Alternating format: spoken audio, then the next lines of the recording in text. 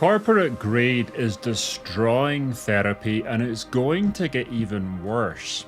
So what is the most valuable transformation that you need to make in your practice in 2025? I probably don't have to convince you that big corporate is no friend to the average therapist, but what you might not be noticing is how much worse the situation is going to get in the coming years. A simple Google search confirms that inflation since 2020 means that everything is more expensive. To be specific, prices are now 21.9% higher today than they were in 2020. What this means is that if you're not being paid 21.9% more for every clinical hour than you were in 2020, you're making a lot less money today than you were just a few years ago. I just did a LinkedIn poll where therapists told me that they've received no increases since 2020 at all. Over 50% said they don't make any more money than they did in 2020. Around 45% said they make more money, but those who offered details said their increases were between 3% and 5%. That's less than a quarter of the increase in the cost in living. Only a few percent said that they're now being paid in line with inflation. And I'm not sure that all of them actually understood the question I was asking. So over 90% of therapists who take insurance have effectively had their pay cut by as much as 21.9% since 2020. But what's coming next concerns me even more. I'm calling it the rise of big therapy. We've seen hundreds of millions of dollars invested in large therapy platforms over the last few years. Brands ranging from therapy apps like BetterHelp, the true Walmart of therapy, to platforms servicing therapy providers by serving as an intermediary between you and the insurance companies. Right now, the new big therapy platforms are being a best friend to a lot of providers. They can get you credentialed quickly and take care of major aspects of billing and collections that take administrative time off your plate. And then many of them are starting to provide referrals. But looking at how big corporations behave and the trajectory of what they do, the next thing that therapy platforms do when they win the race to get more and more of you on their platform is to focus on profit. And the only way they can increase their profit is to decrease yours. Once these huge platforms dominate your market, they will then focus on ways to get you to pay them more or for them to pay less money back to you in order to continue to show positive profit growth to their stockholders. If they control when and how much you get paid, and they are also the source of your clients, you are dependent on them. This is the equivalent of having a job with no benefits, no guaranteed monthly salary, no vacation time, no health insurance. The upside is it seems easy. The downside is once they have you in their grip, these platforms are now able to squeeze you from every possible angle. Net, the outlook for therapists in the next decade is bad. The world is rallying around the importance of mental health, so the capitalists want to take control of it. Once again, the people who will get the rough end of the stick are you, the providers. So what's the most valuable skill that you can focus on in 2025? Learning how to market yourself as a premium provider. Unless you want to continue to allow the industry to take advantage of you, to devalue you, and to work you to the bone, there is just no choice anymore but to start developing the skills you need so at least a part of your practice is about appealing to a self-paid audience. You see, there are many different levels of any industry or market. Just like there are people who focus on buying the cheapest possible version of every resource they need in their life, there are more discerning people who want the very best version of it. And these people are not afraid to reach into their pockets to pay for what they see as the very best solution for them that reflects their discernment, their self-image, and is clearly the fastest and best way for them to solve their problem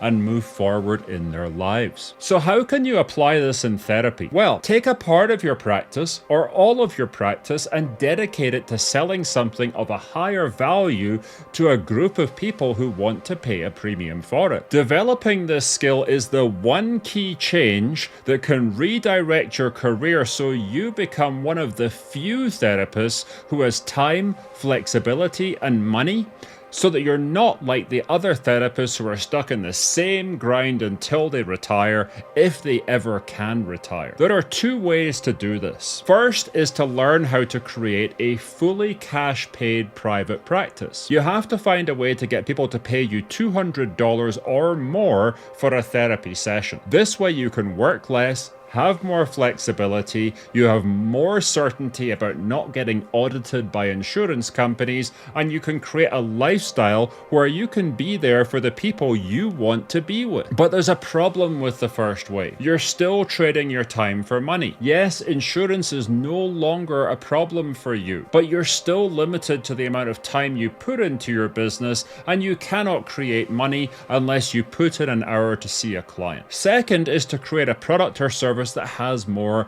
leverage. What does this mean? You create something once and then minimize the time it takes for you to provide the service, while still of course making sure that it's a very good experience for your customer and it is something that delivers on what you promise. The service is also key for you to be able to make a bigger difference in the world than you can by having 15 to 25 clients at a time. This service can be an online course that helps people to solve a problem in their lives. It can be a service where you're consulting to business and helping their people improve mental health. It can be a coaching program where you work intensively with a group of people at a time, helping them to solve a problem and charging a premium rate for premium support and for your work. The point is, you create something once, you provide it efficiently, and you open up the ability for it to be as big as you want. Maybe you just want it to be an extra revenue stream that you can rely on while you focus time on the underprivileged. Maybe you want to use it so you can put in fewer hours because you're in a phase of life where you're all about raising family. Or maybe it's time to make a broader impact in the world,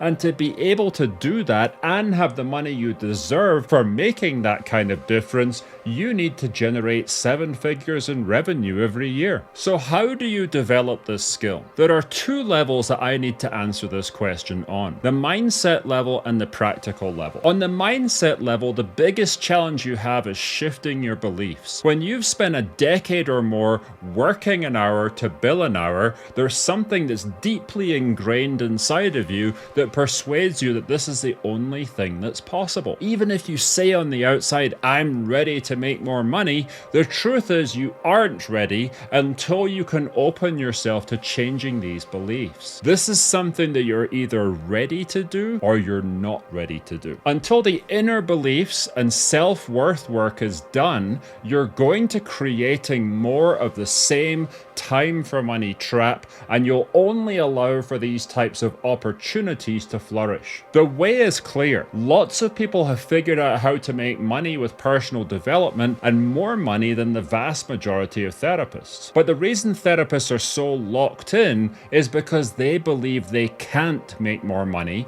or that there are not people willing to pay more money, or that they don't deserve more money, and they should forever martyr themselves on the altar of shitty working conditions in order to make any money at all. I'm not saying change your beliefs on being accessible in at least part of your practice. I'm saying change your beliefs about what you deserve, and then the actions you take to get there will be effective. On the practical level, the first thing you need to do is choose a niche. Most therapists are undifferentiated. Anxiety, depression, trauma, all levels of the population. Even if you're a very different people with very different approaches and capabilities, you all look the same. Even if you went to the best school and the therapist down the street went to a terrible school, you still look the same to the untrained eye. You have to specialize in resolving a problem that a group of people will pay a premium to solve. When you do this, then you have an offer that people want to solve, and now you've positioned yourself as an expert in solving it. it.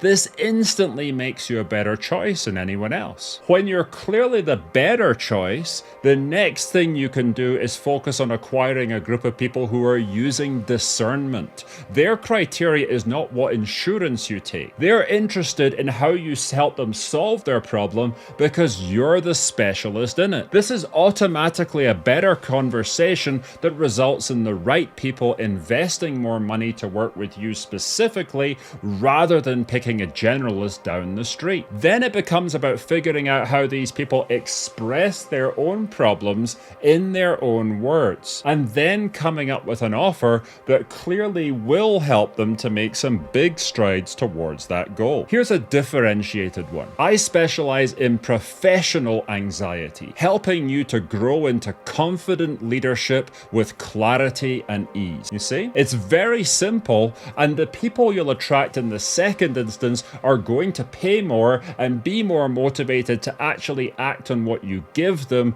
because they have a specific goal in sight and they know there are promotions, money, prestige, and self-worth when they achieve that goal. So they invest in the best because they don't want to waste time in going after this goal, and because they know that you're the one who specializes in helping people who are just like them to achieve it. Once you've set this kind of specialty, you can then provide it on two levels. First, you can provide it as a therapy niche for higher fees, self-paid only. Second, you can create products or services that allow you to sell more people at the same time, serve them in group formats or as a course or in books or talks or consulting services or coaching programs, opening up even more opportunities to package what you know in a way that reaches more people, charges higher fees, and makes you much greater returns in the process. So I made this playlist here on YouTube where I'll be outlining a few different options for products or services that you can use in a way that grows your revenue, positions you as a premium provider